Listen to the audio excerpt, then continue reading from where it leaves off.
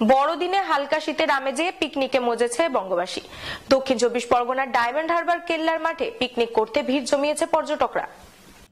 বড়দিনের হালকা শীতের আমেজ নিতে রসিক বাঙালি দূর দূরান্ত পাড়ি দেয়। তেমনি এই বড়দিনের উৎসবে মজতে দক্ষিণ 24 পরগনার ডায়মন্ড হারবার কেল্লার মাঠে চলছে পর্যটকদের ঢল। সকাল থেকে মাঠে আসতে শুরু করেছে পর্যটকরা। শীতের আমেজ গায়ে মাখিয়ে হুগলি নদীর পাড়ে চলছে পিকনিক। শুরু হয়েছে রান্না, খাওয়া দাওয়া এবং সঙ্গে নাচ গান। অবশ্য প্রশাসনের পক্ষ থেকে নদীর তীরের এলাকায় উৎসবের আমেজে কড়া নজরদারি চলছে। পর্যটকদের সচেতন করতে নিয়মিত করা হচ্ছে মাইকিং।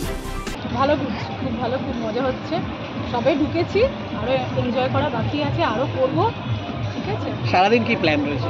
সারাদিন এখানে ঘুরবো, খাওয়া দাওয়া আর এই একটু শান্তি খুঁজছি, যেখানে গিয়ে একটু চুপ করে শান্ত করে নিজেদের কথা বলা যায়, এরকম খুঁজছি। আর merry Christmas all of you. Thank you. এই যে ডায়মন্ড হারবার এসছেন, নদী তীরবর্তী এলাকা, বা প্রশাসনের পক্ষ থেকে কেমন ব্যবস্থা রয়েছে এখানে? ভালো আছে। মূলত কলকাতা ছেড়ে ডায়মন্ড হারবার কেন? কলকাতায় তো অনেক ঘোরার জায়গা রয়েছে। কলকাতায় রয়েছে, পার্ক স্ট্রিটে তো সবাই যায়, কিছু অন্য জায়গাও তো গিয়ে একটু ওই জায়গাটাকে, অনুভূতিটাকে মানে কীরকম লাগছে। পার্ক স্ট্রিট তো জানি লাইটিং, একটু এই সাইডেও এসে দেখি, ওইগুলো তো ঘুরতে হবে না মানুষকে। এবছর প্রথম বছর? না, এটা হচ্ছে সেকেন্ড। আজকে 9 জন।